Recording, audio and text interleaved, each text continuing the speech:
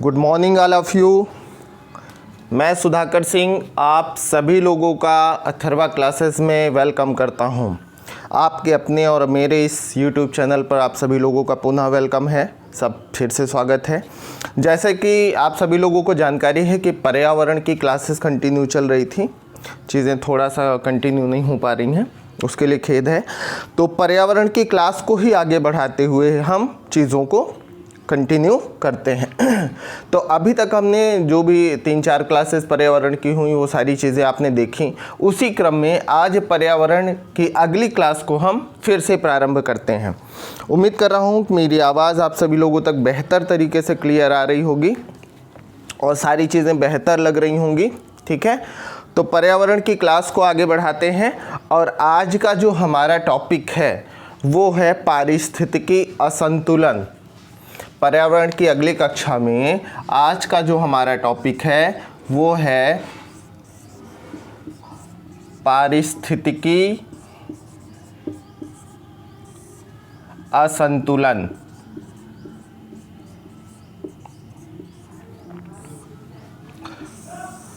दोस्तों, ये जो पर्यावरण की क्लासेस कंटिन्यू चल रही हैं ये आपके आने वाले विभिन्न परीक्षाओं के लिए महत्वपूर्ण है। यूपी के विभिन्न सारे कई एग्ज़ाम होने वाले हैं। इसमें अगर बात किया जाए तो यूपी पीसीएस हो सकता है, अपर का लोअर सबऑर्डिनेट हो सकता है, आरओ हो सकता है। इसके अलावा अन्य कई परीक्षाएँ हैं, जैसे सुपर टेट की परीक्षा है, यूपी टेट होने वाला है, आपका सी टेट जैसे एग्ज़ाम्स होने वाले हैं, जीआईसी होने वाला है। तो इन सभी एग्ज़ाम्स के लिए सारी परीक्षा जो भी चीज़ें यहाँ पर पढ़ाई मैं बता रहा हूँ आप सभी लोगों को, ये सब महत्वपूर्ण है। एग्ज़ाम में सीधे प्रश्न आपको मिलेगा यहाँ से। तो निश्चित रूप से आप सभी लोग ज़्यादा से ज़्यादा संख्या में जुड़िएगा और चैनल को सब्सक्राइब करिएगा और चीज़ों को देखिए ज़रूर। और देखने के बाद आपको अनुभव होगा परीक्षा हाल में कि यू आर बेटर, यानी आप अच्छा अनुभव कर रहे हैं। ठीक है, तो चलिए दोस्तों शुरू करते हैं। पारिस्थितिकी असंतुलन। अब पारिस्थितिकी असंतुलन का क्या मतलब है कि निश्चित रूप से हमारा जो इकोसिस्टम है, हमारे चारों तरफ का जो पर्यावरण है, आवरण है और जो पारिस्थितिकी है, उसमें असंतुलन पैदा हो रहा है, इम्बैलेंस पैदा हो रहा है, यानी उसका जो बैलेंस है वो बिगड़ रहा है। कुल मिलाकर के बात किया जाए कि जो पर्यावरण ने मानवीय जीवन के लिए या अन्य जीव जंतुओं के जीवन के लिए जो अनुकूल पर्यावरण बना रखा है, अनुकूल आवरण बना रखा है, हमें दे रखा है। स्वच्छ वायु दे रखी है, घने जंगल दे रखे हैं, जल दे रखा है, मिट्टी दे रखी है, ये सारी जो हमारे स्वास्थ्य के लिए बेहतर हैं, उनमें असंतुलन पैदा हो रहा है। यानी एक जो मानक तय किया गया है कि उस मानक के अनुरूप आपका चारों तरफ की ये सारी चीज़ें बैलेंस होना चाहिए, तो उसमें दिक्कत हो रही है। और इसमें सबसे बड़ा क्या कारण है, क्योंकि किसी भी एक चीज़ और जानिएगा इससे पहले कि कोई भी जीव या जंतु हो, इवन हम आप हों या कोई भी जंतु हो, जीव जगत हो, तो पूरे जीव जगत के लिए हमें अपने चारों तरफ का जो वायुमंडल है ये सबसे बेहतर चाहिए। अगर बात किया जाए तो वायुमंडल बेहतर चाहिए, जल मंडल बेहतर चाहिए, यानी सारी चीज़ें हमें अनुकूल चाहिए, पर्याप्त चाहिए। और वायुमंडल में सबसे ज़्यादा बड़ा रोल किसका है आपका, अगर देखें तो 2 गैसों का, एक तो नाइट्रोजन का, दूसरा ऑक्सीजन का। अब ये जो ऑक्सीजन है, इस ऑक्सीजन का संतुलन बना रहना बहुत आवश्यक है और इसके संतुलन को बनाए रखने के लिए वन यानी फॉरेस्ट कार्य करते हैं। यानी सामान्य रूप में बात किया जाए तो वन के बिना ऑक्सीजन की कल्पना करना असंभव सा जान पड़ता है।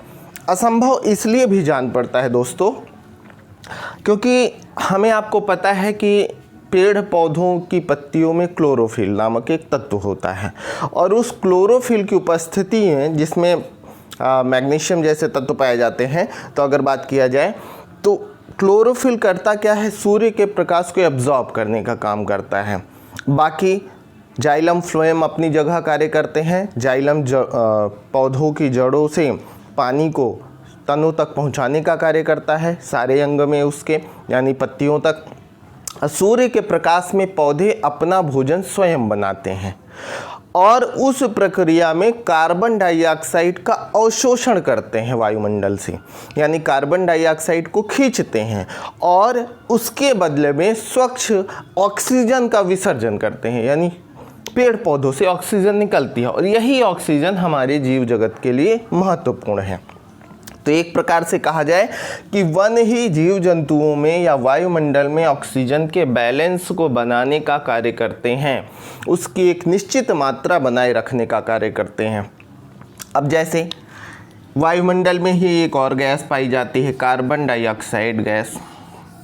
इस कार्बन डाइऑक्साइड गैस को याद रखिएगा आप सभी लोग, ग्रीन हाउस गैस भी कहते हैं। कौन सी गैस कहते हैं? Green house gas.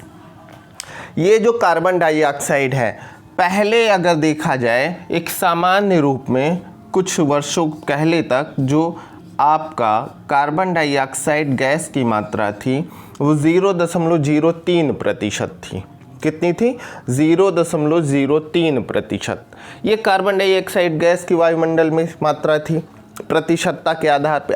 हालांकि आप एक चीज़ और जानिएगा कि ये 0.026 या 7 के आसपास थी जब आपका मशीनीकरण नहीं हुआ था, यानी 2.5 कह सकते हैं, 0.25 के आसपास थी। लेकिन वर्तमान में यह जो आंकड़ा है ये 0.04% का पहुंच गया है। यानी सामान्य तौर पर बात किया जाए तो वायुमंडल में कार्बन डाइऑक्साइड गैस की मात्रा में लगातार वृद्धि हो रही है और इसी वृद्धि का दुष्प्रभाव भी बहुत ज़्यादा हो रहा है। यानी अगर कार्बन डाइऑक्साइड गैस की मात्रा में वायुमंडल में वृद्धि होगी तब इसके प्रभाव क्या होंगे? ध्यान से देखिएगा, इसकी वृद्धि के प्रभाव, यानी अगर हम गैस की वृद्धि के प्रभाव, कार्बन डाइऑक्साइड गैस की मात्रा में वृद्धि हो तो पहली बात तो वैश्विक तापमान में वृद्धि होगी, यानी पृथ्वी का तापमान जो है वायुमंडल का वो बढ़ेगा। यानी तापमान में वृद्धि हुई। तापमान में वृद्धि के बाद निश्चित सी बात है इसके साथ साथ वायुमंडल में प्रदूषण बढ़ेगा, यानी कार्बन डाइऑक्साइड गैस की मात्रा वृद्धि होगी तो सांस लेने में दिक्कत होगी, विभिन्न प्रकार की बीमारियां फैलेंगी, ये सारी चीज़ें होंगी। लेकिन वैश्विक तापमान में वृद्धि से आपके ग्लेशियर्स पिघलेंगे, ग्लेशियर का पिघलना शुरू होगा और इनके पिघलने से समुद्री जल स्तर में वृद्धि होगी। ध्यान से देखिएगा, समुद्री जल स्तर क्या हो गया? बढ़ गया। समुद्री जल स्तर में वृद्धि से क्या होगा कि जो छोटे छोटे द्वीप खंड हैं या समुद्री तटीय क्षेत्र है, यानी जो महाद्वीपों का तट का एरिया है वो डूबने लगेगा। तट कहिए या छोटे छोटे द्वीप, ये सब डूबने लगेंगे, इनका डूबना शुरू हो जाएगा। इनके डूबने के साथ ही अगर सामान्य तौर पर बात किया जाए तो दोस्तों इसमें यह होगा कि निश्चित रूप से जब ज़मीन डूबने लगेगी तो हमें जो भूमि है, जो भू क्षेत्र है उसमें कमी आएगी। जनसंख्या लगातार बढ़ रही है, लगभग 7.5 अरब लोग वर्तमान में पृथ्वी पर मौजूद हैं। केवल हम मनुष्य जाति की बात कर रहे हैं, मानव जाति की बात कर रहे हैं, याद रखिएगा। लगातार जनसंख्या में वृद्धि हो रही है। इमेजिन कर रहे हैं आने वाले 22वीं शताब्दी, तो 21वीं शताब्दी चल रही, 22वीं शताब्दी तक हम 11 अरब से ऊपर होंगे। अब अगर इस डेटा को हम ले लें, इस डेटा को कल्पना करें तो भूमि पर जो दबाव बढ़ेगा उसके साथ भू क्षेत्र भी कम हो रहा है, तो खाद्यान्न की समस्या, वायुमंडल में शुद्ध हवा की समस्या, जल की समस्या, जल भी एक बहुत बड़ी ताकत है, बिना जल के जीवन संभव ही नहीं है। ये आप भी जान रहे हैं कि बाकी सारी चीज़ें तो हो सकती हैं लेकिन जल के बिना जीवन किसी भी प्रकार से पॉसिबल नहीं है। तो इस प्रकार से ये सारी समस्याएं पैदा होंगी। तो इसी सारी समस्याओं को हम कहते हैं पारिस्थितिकी असंतुलन, कि परिस्थितिकी जो है इकोसिस्टम में बदलाव हो रहा है और वो जो बदलाव है वो हानिकारक है, यानी मानवीय जीवन जीव जंतुओं के लिए हानिकारक है। ठीक है, तो इसी पर आज चर्चा करेंगे। उम्मीद कर रहा हूँ ये सारी चीज़ें समझ में आ गई होंगी।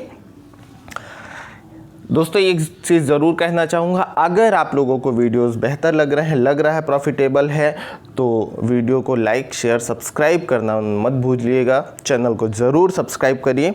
आपकी संख्या वृद्धि थोड़ा सा प्रोत्साहन देती है, जिससे आगे चीज़ों को बढ़ाया जा सकता है। ठीक है, तो चलिए आगे चलते हैं।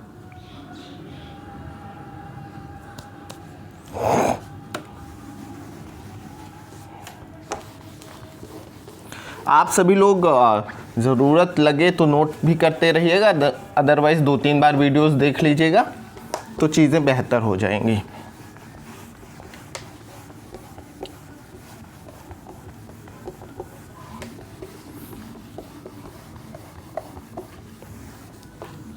अब देखिए, अगर हम पारिस्थितिकी असंतुलन की बात करें तो इसका मूल कारण यानी बेसिक सबसे महत्वपूर्ण कारण क्या है? लगातार जनसंख्या में वृद्धि होने से अगर बात किया जाए तो वनों का कटाव यानी वनोन्मूलन।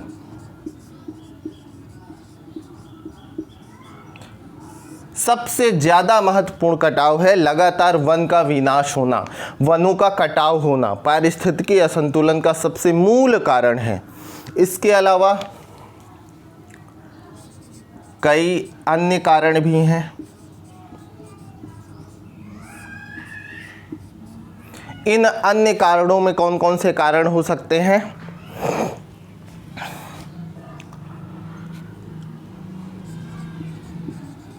अकाल, सूखा,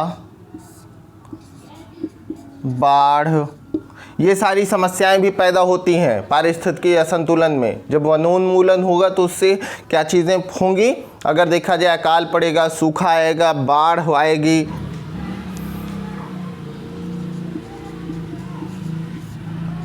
वर्षा में परिवर्तन होगा। वर्तमान में आप देख ही रहे हैं कब ठंडी पड़ेगी, कब गर्मी पड़ेगी, कब वर्षा होगी।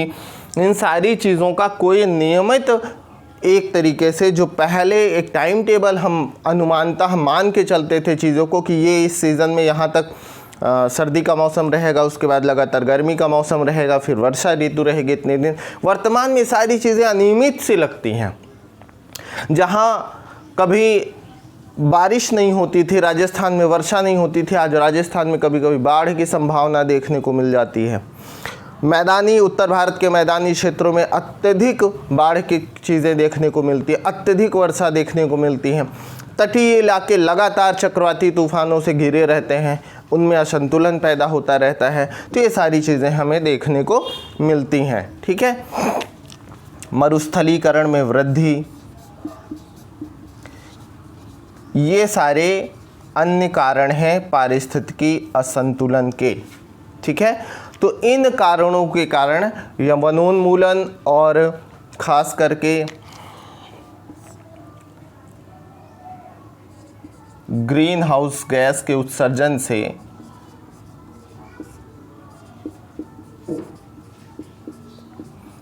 यह सारी परिस्थितियां क्या हो रही हैं?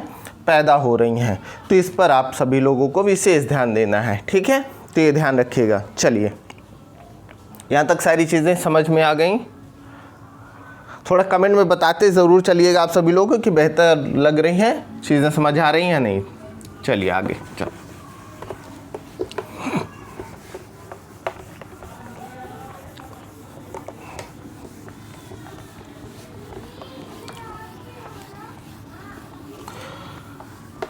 दोस्तों डिजिटलीकरण का ज़माना है। इस डिजिटल युग में अब तो इलेक्ट्रॉनिक बोर्ड लोग यूज़ करते हैं, आ भी गए हैं। भाई इकोनॉमिक बैलेंस अगर आपका है तो डिजिटल बोर्ड पे पढ़ाया जा सकता है, लेकिन मैटर पर विशेष ध्यान दीजिएगा, थोड़ा सा सपोर्ट करिए, धीरे धीरे चीज़ें और बेहतर होंगी, उम्मीद की जाती है। ठीक है, अब बात करते हैं पारिस्थितिकी असंतुलन के में ही वहन क्षमता और पारिस्थितिक कर्मता।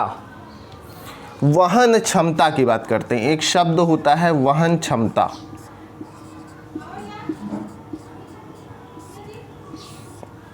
कौन सा शब्द है? वहन क्षमता। अब वहन क्षमता क्या होती है? निश्चित सी बात है कि हमारी पारिस्थितिकी तंत्र का जो पर्यावरण है, हमारी जो पारिस्थितिकी तंत्र है, उसके अंदर एक कैपेसिटी है कि वो एक निश्चित जनसंख्या का भार वहन कर सकती है।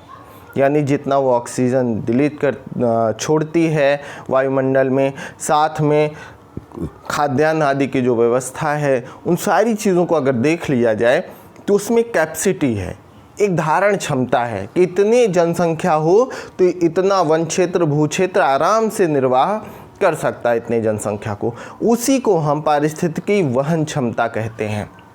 फिर से समझिएगा कि वहन क्षमता क्या होती है कि जनसंख्या का वह निश्चित भाग जो पारिस्थितिकी तंत्र के अनुसार अच्छे ढंग से जीवन यापन कर सकता है, वह उस पारिस्थितिकी तंत्र की वहन क्षमता कहलाती है। ठीक है, चाहें तो परिभाषा के रूप में लिख सकते हैं कि किसी भौगोलिक क्षेत्र के पारितंत्र में किसी जनसंख्या प्रजाति की उस अधिकतम जनसंख्या के रूप में इसे परिभाषित किया जा सकता है जो संसाधन पोषण प्रदान करे। तो एक सामान्य सी भाषा में लिख लीजिए कि पारिस्थितिकी तंत्र द्वारा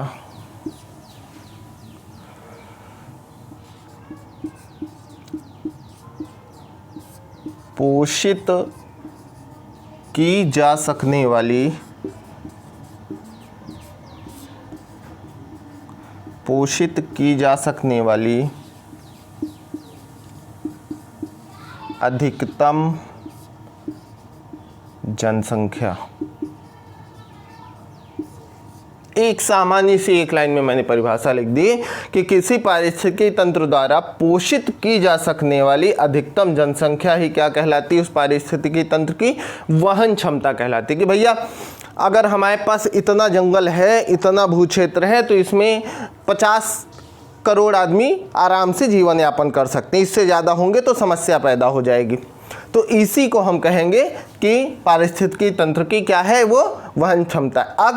अब ध्यान से देखिएगा, अगर जनसंख्या में लगातार वृद्धि होगी तो पारिस्थितिकी तंत्र पर क्या होगा? दबाव बन रहेगा, और जब दबाव बढ़ेगा तो इसकी वहन क्षमता जो है वो नष्ट होगी। वहन क्षमता में वृद्धि करने की बजाय कमी आने लगेगी और निश्चित रूप से पारिस्थितिकी असंतुलन पैदा होगा। यहाँ तक सारी चीज़ें समझ आ गई? ठीक है, तो इस प्रकार से अब आप सभी लोगों को यह जानना ज़रूरी है कि इस पारिस्थितिकी असंतुलन को दूर करने के लिए मानवीय प्रयास सबसे ज़्यादा ज़रूरी हैं। मैंने बताया कि ग्रीन हाउस गैसों में अगर मित्रों बात किया जाए तो सामान्य रूप से आप सभी लोगों को यानी मानवों को ग्रीन हाउस गैसों के उत्सर्जन में कमी लानी होगी। कार्बन डाइऑक्साइड गैस की मात्रा निश्चित रूप से वृद्धि न करके उसमें कमी लानी होगी। कार्बन फ्लोरोकार्बन CFC जैसे गैसों की मात्रा में कमी लानी होगी। ये सारी लगातार कमी आएगी तो पहली बात तो आपका वायुमंडल सुरक्षित रहेगा। वन कटाई का जो कार्य लगातार चलता रहता है, वन उन्मूलन होता रहता है, उसमें कमी लानी होगी। साथ के साथ हम ऐसी चीज़ों का प्रयोग करें अपने जीवन में कि जिससे किसी भी प्रकार से पर्यावरण को क्षति ना पहुँचे, नुकसान ना पहुँचे। और साथ के साथ जो फॉरेस्ट है, जंगल है, वन क्षेत्र है, उसमें वृद्धि की जानी चाहिए। अगर वन क्षेत्र में लगातार वृद्धि होगी, सारी चीज़ें बढ़ेंगी, तो निश्चित रूप से पर्यावरण पर दबाव कम होगा और पारिस्थितिकी असंतुलन की समस्या पैदा नहीं होगी। तो ठीक है, तो चलिए यहाँ तक सारी चीज़ें उम्मीद कर रहा हूँ आप सभी लोगों को समझ में आ गई होंगी, सब कुछ बेहतर लग रहा होगा। तो इसी क्रम में आगे चीज़ों को बढ़ाते हैं और अगला आपका पर्यावरण का ही जो टॉपिक है वो है खाद्य श्रृंखला।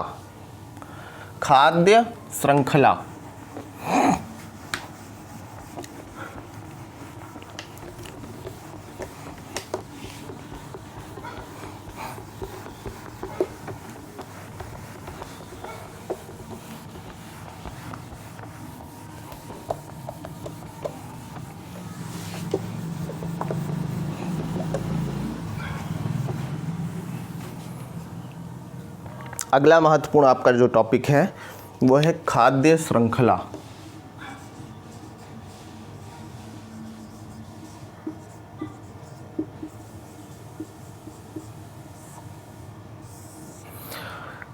प्रकृति ने, नेचर ने निश्चित रूप से एक श्रृंखला बना रखी है।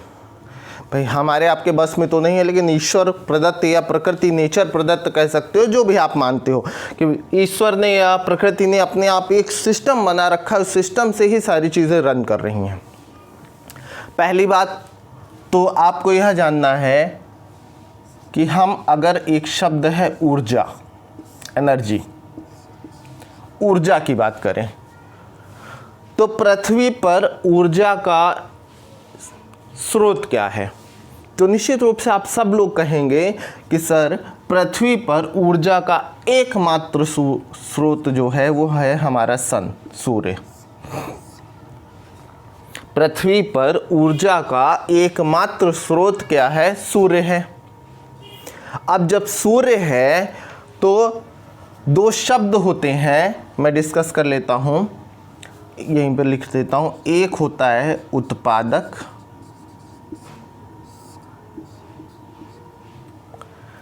अब एक शब्द आपने देखा उत्पादक, दूसरा शब्द होता है उपभोक्ता। एकदम छोटे छोटे शब्द हैं, हो सकता है आप लोगों को जानकारी भी हो, लेकिन फिर भी मैं डिस्कस कर रहा हूं। तो दोस्तों बताओ कि उत्पादक क्या होगा? उत्पादक किसे कहेंगे? अब अगर उत्पादक की बात करें तो उत्पादक का मतलब हुआ जो उत्पादन कार्य करे किसी भी चीज का।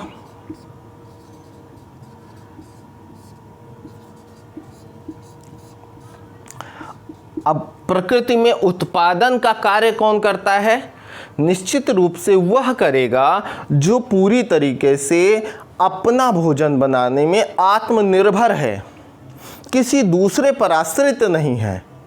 और पृथ्वी पर केवल पेड़ पौधे ऐसे हैं जो अपना भोजन प्रकृति से बनाते हैं। पेड़ पौधे, घास फूस, ये सब जो है ये क्या करते हैं? अपना भोजन स्वयं बनाते हैं। और भोजन बनाने के क्रम में यूज़ क्या करते हैं?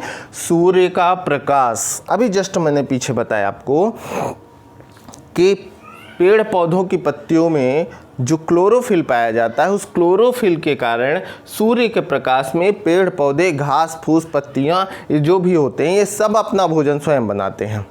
अब निश्चित सी बात है, जब ये अपना भोजन स्वयं बना रहे हैं तो इन्हें किसी की ज़रूरत नहीं है, प्रकृति का ही चीज़ों को यूज़ कर रहे हैं। भाई ज़मीन के नीचे से पानी, खनिज यूज़ कर रहे हैं और सूर्य के प्रकाश में भोजन बना रहे हैं। और जाइलम फ्लोएम उसमें काम कर रहा है, जिसमें जल और आपके खनिज तत्व पूरे पौधों के प्रत्येक अंग तक पहुँच रहे हैं। तब पेड़ पौधे, घास आदि क्या हो गए? उत्पादक हो गए। क्या हो गया? उत्पादक हो गया। यहाँ तक चीज़ें क्लियर है? अब निश्चित सी बात है, उपभोक्ता का मतलब होता है जो उपभोग कर रहा हो, प्रयोग कर रहा हो। उपभोग करने वाला, उपभोग करने वाला क्या कहलाता है? उपभोक्ता कहलाता है। अब अगर उपभोक्ता कहलाता है तो निश्चित सी बात है कि ये प्रयोग करेगा, किसी दूसरे पर निर्भर होगा भोजन के लिए। तो अधिकांश लोग, इस पर भी कैटेगरी होती है, आगे चर्चा करेंगे, लेकिन अभी जानिएगा उपभोक्ता क्या है? जो उपभोग कर रहा है भोजन के लिए, दूसरे पर निर्भर है। और ये ज़्यादातर निर्भर किस पर होंगे? पेड़ पौधों पर। इसमें क्या हो सकते हैं? जीव जंतु, कीड़े मकोड़े, ये सब, मानव, हम सब क्या हैं? उपभोक्ता हैं, उपभोग करना जा रहे हैं। नेचर में अगर हमें अलग से पानी दे दिया जाए, मिट्टी दे दिया जाए, सूर्य का प्रकाश हो, तो हमारा शरीर अपने आप भोजन नहीं बना सकता और न शरीर को किसी भी प्रकार की कोई ऊर्जा प्राप्त होगी। ऊर्जा कब मिलेगी? जब हम कोई चीज़ ग्रहण करेंगे, खाएंगे। और ग्रहण क्या से करेंगे? पेड़ पौधों से, पाने वाला बीज हो, फल हो, फ्रूट हो या जड़ हो, कुछ भी जो हम सारी चीज़ें यूज़ कर रहे हैं, उससे क्या होगा? तो हम उपभोक्ता कहलाए। यहाँ तक सारी चीज़ें क्लियर हैं? अब देखिए, अब उपभोक्ता में बात करें प्राथमिक उपभोक्ता,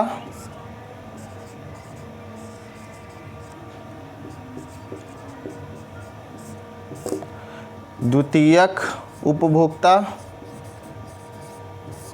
और तृतीयक उपभोक्ता।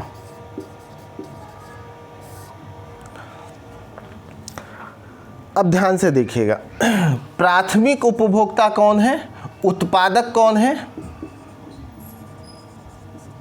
उत्पादक घास, पेड़ पौधे, ये सब उत्पादक हैं। तो प्राथमिक उपभोक्ता उपभोग की प्रक्रिया में इन पर निर्भर होता है, यानी घास, पेड़ पौधों आदि पर जब निर्भर हो। द्वितीयक उपभोक्ता कौन सा होता है? जो प्राथमिक उपभोक्ता को यूज कर रहा हो उपभोग में। यानी कुल मिलाकर के बात किया जाए कि जो द्वितीयक उपभोक्ता वो है जो प्राथमिक उपभोक्ता को यूज कर रहा हो, सामान्य रूप में अगर बात किया जाए। ठीक है, अब ध्यान से देखिएगा। अब अगर बात करें तो तृतीयक उपभोक्ता कौन सा हो गया? जो द्वितीयक को यूज कर रहा हो। तो ये क्रम एक दूसरे से जुड़ता है। इसका उदाहरण ले लेते हैं, उदाहरण से और चीजें समझ में आएगी। जैसे उत्पादक में मैंने ले लिया घास, घास खाता है टिड्डा। उदाहरण समझिएगा और बेहतर तरीके से समझ में आएगा कि उत्पादक हो गया घास, और घास को कौन यूज कर रहा है, कौन खा रहा है? टिड्डा। और तो टिड्डा क्या हो गया? प्राथमिक उपभोक्ता। ठीक है, शॉर्ट में लिख देता हूं, समझिएगा। अब टिड्डे को कौन खा रहा है? मेंढक। ध्यान से समझिएगा, एरो ऐसे कर लीजिए। टिड्डे को कौन खा रहा है? मेंढक। अब अगर मेंढक टिड्डे को खा रहा है तो ये हो गया द्वितीयक उपभोक्ता। मेंढक को कौन खाएगा? सर्प। सर्प मेंढक को खा रहा है, इसलिए हो गया तृतीयक उपभोक्ता। समझ आया कि घास को टिड्डा खा रहा है तो घास उत्पादक है, प्राथमिक उपभोक्ता हो गया टिड्डा जो यानी घास फूस पर निर्भर है। टिड्डे को मेंढक खा रहा है तो मेंढक हो गया द्वितीयक उपभोक्ता, और मेंढक को सर्प खा रहा है तो सर्प हो गया तृतीयक उपभोक्ता। अब आपके मन में उठ रहा होगा कि भैया मनुष्य मानव क्या होगा? तो मानव प्राथमिक उपभोक्ता भी हो सकता है। अगर हम शाकाहारी हैं, शुद्ध शाकाहारी हैं, तो हम प्राथमिक उपभोक्ता के रूप में आएंगे। अगर हम जीव जंतु मांस आदि का भी भक्षण करते हैं तो हम सर्वाहारी में आएंगे, यानी सर्वाहारी, सभी चीज़ों का आहार करने वाला। ठीक, तो मनुष्य को सर्वाहारी प्राणी में रखा जाता है क्योंकि मानव घास फूस पेड़ पौधे से भी चीज़ों को ग्रहण करता है, खाता है, यूज़ करता है, और साथ में अगर बात करें तो मांस भी यूज़ करता है। तो मनुष्य एक ऐसा प्राणी है जो सर्वाहारी वर्ग में रखा जाता है, सभी चीज़ों को उपभोग करने वाला माना जाता है। यहाँ तक चीज़ें समझ में आई? ठीक, तो यानी कुल मिलाकर के उत्पादक हो गया ये घास। इसके अलावा टिड्डा शाकाहारी में आ जाएगा। टिड्डा आ सकता है, बकरी आ सकती है, बकरी भी पत्ती उत्ती खाती है। ठीक है, चाहो तो लिख लो, लेकिन बकरी मेंढक नहीं खाता, याद रखना। बकरी आदि ये सब क्या हो जाएंगे? ये शाकाहारी हो जाएंगे। और मनुष्य कहीं नोट कर लीजिएगा, मनुष्य क्या है? सर्वाहारी है। लिख लीजिएगा कहीं पर आप सभी लोग, मनुष्य किस में आएगा? सर्वाहारी में। इंपॉर्टेंट है, एग्जाम में पूछा जा सकता है। ठीक है, तो मनुष्य सभी चीज़ों का आहार करता है, इसलिए उसे हम सर्वाहारी जंतु में, जीव में शामिल करते हैं, रखते हैं। ठीक है, चला जाए, यहाँ तक सारी चीज़ें नोट कर लीजिएगा। क्लियर है? चलिए इसी को आगे बढ़ाते हैं।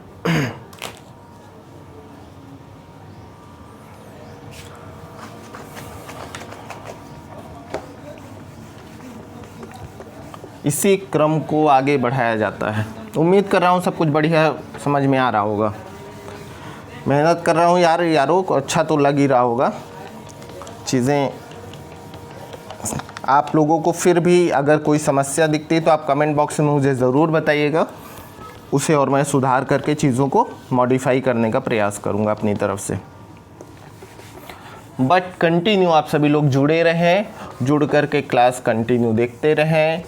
अभी तो अपलोडेड वीडियो आपको मिल रहा है, अभी सिस्टम थोड़ा सा ऑनलाइन वाला बन नहीं पा रहा है। प्रयास जारी है कि ऑनलाइन का सिस्टम उपलब्ध हो जाए तो आपको और चीज़ें बेहतर लगे।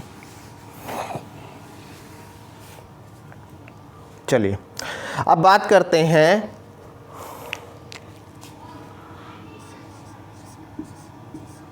हरे पेड़ पौधे जो हैं, घास आदि, ये अपना भोजन स्वयं बनाते हैं। मैंने बताया है कि पत्तियों में एक तत्व पाया जाता है क्लोरोफिल, और क्लोरोफिल सूर्य का प्रकाश, खनिज तत्व आदि ज़मीन से मिल ही जाता है, जल मिल ही जाता है। तो यहाँ से इन सारी चीज़ों के होने के बाद ये अपना भोजन स्वयं बनाते हैं। और जो भी प्रकृति के द्वारा अपना भोजन स्वयं बनाते हैं, पेड़ पौधे आदि, उन्हें कहते हैं स्वपोषित। उन्हें क्या कहा जाता है? स्वपोषित, अपने द्वारा पोषित। क्या कहते हैं? ये वर्ड कई बार एग्जाम में पूछा गया है, ध्यान रखिएगा। स्वपोषित यानी जो पेड़ पौधे, घास आदि क्लोरोफिल और सूर्य के प्रकाश में अपना भोजन स्वयं बनाते हैं, उन्हें हम स्वपोषित कहते हैं। यहाँ तक ऑटोट्रॉफ्स याद रखिएगा। इसके अलावा याद रखना है, मैंने बताया है कि क्लोरोफिल आदि के साथ साथ हरे पेड़ पौधों में सबसे ज़्यादा कई बार एग्ज़ाम में पूछा गया कि क्लोरोफिल में कौन सा तत्व पाया जाता है, तो मैग्नीशियम याद रखिएगा, भूलिएगा मत, एग्ज़ाम में पूछा गया है। कौन सा तत्व होता है? मैग्नीशियम। पीछे भी मैंने बताया था, फिर से मैंने लिख भी दिया है कि आप सभी लोग ध्यान रखेंगे। मैग्नीशियम हो गया, नाइट्रोजन, ऑक्सीजन, कार्बन, ये सब तो होता ही है। अब अगर सामान्य रूप में बात किया जाए, परपोषित एक शब्द होता है। परपोषित का मतलब होता है कि जो दूसरों पर निर्भर हो, जैसे कीड़े मकोड़े, पेड़, यानी सामान्य रूप में जीव जंतु, ये सब किस पर निर्भर हैं? पेड़ पौधों पर निर्भर हैं। हम किस पर निर्भर हैं? पेड़ पौधों पर निर्भर हैं। तो हम परपोषित हैं, दूसरे के द्वारा ही आहार ग्रहण करते हैं, स्वयं प्रकृति के द्वारा अपना आहार, अपना भोजन नहीं बना सकते हैं। हमारे अंदर नेचर ने वह क्षमता ही नहीं दी है। जब क्षमता नहीं दी है तो हम कहलाएंगे परपोषित। निश्चित रूप से याद रखिएगा, क्या कहलाएंगे? परपोषित। ठीक है, याद रखिएगा। इसके अलावा एक चीज़ है कि समुद्र में एक उत्पादन की प्रक्रिया में अगर बात किया जाए, समुद्री घास या आप ये कहें शैवाल जैसी चीज़ें होती हैं, जिसे कहते हैं फाइटोप्लैंक्टन्स। फाइटोप्लैंक्टन्स, इसे ज़रूर याद रखिएगा।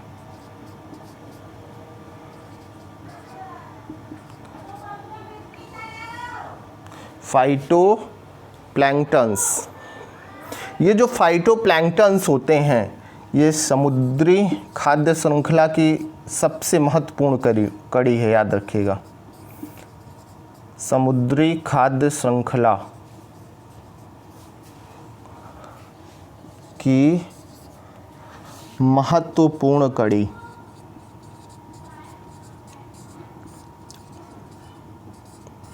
ये याद रखना है, समुद्री खाद्य श्रृंखला की क्या है? महत्वपूर्ण कड़ी है। अब अगर ये महत्वपूर्ण कड़ी है, और साथ के साथ याद रखना है कि वायुमंडल में जो आपका ऑक्सीजन है, वायुमंडल में सर्वाधिक ऑक्सीजन की मात्रा की उपस्थिति दर्ज कराने वाला अगर कोई तत्व है तो वो फाइटोप्लैंक्टन्स है। यानी कुल मिलाकर के बात करें कि फाइटोप्लैंक्टन्स के कारण ही वायुमंडल में सबसे ज़्यादा ऑक्सीजन मौजूद है।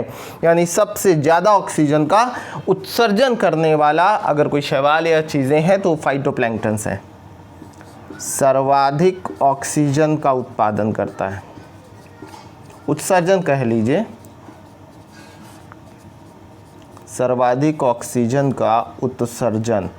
एग्ज़ाम में अगर पूछा जाए तो यही लगाइएगा। एग्ज़ाम में अगर परीक्षा में आपसे पूछा जाता है कि वह कौन सा क्षेत्र है जो सबसे ज़्यादा वायुमंडल में ऑक्सीजन का उत्सर्जन करता है, तो फाइटोप्लैंक्टन आंसर लगाइएगा। यही ऑप्शन आप देखिएगा अगर ऑब्जेक्टिव में आता है तो, ठीक है। इसके अलावा पेड़ पौधे जीव जंतु तो है ही, अमेजन फॉरेस्ट तो है ही, वो सारी चीज़ें तो आप निश्चित रूप से कहेंगे कि वो सब तो मौजूद ही है। क्लियर है? तो खाद्य श्रृंखला की इन सारी चीज़ों को हमने देखा। अगर यहाँ पर बात किया जाए तो आज की क्लास का समापन यहीं पर करते हैं दोस्तों। उम्मीद कर रहा हूँ सारी चीज़ें महत्वपूर्ण लगी होंगी। आप लोग ज़रूर वीडियोस को देखिएगा। साथ के साथ मैं सुधाकर सिंह अपने इस चैनल से विदा लेता हूँ। अगली क्लास में जल्दी ही तुरंत मिलेंगे। साथ में मैं एक चीज़ ज़रूर कहूँगा कि अगर वीडियोस बेहतर लग रहे हैं तो दोस्तों चैनल को सब्सक्राइब करना मत भूलिएगा। आपकी एक एक संख्या अभी पूरी तरीके से हमारे लिए महत्वपूर्ण है। बूंद बूंद से सागर भरता है, आप जुड़ते चले जाएंगे, अच्छा लगेगा। और अपने दोस्तों को भी जोड़ने का प्रयास करिए। तो have a good day, good luck, bye bye.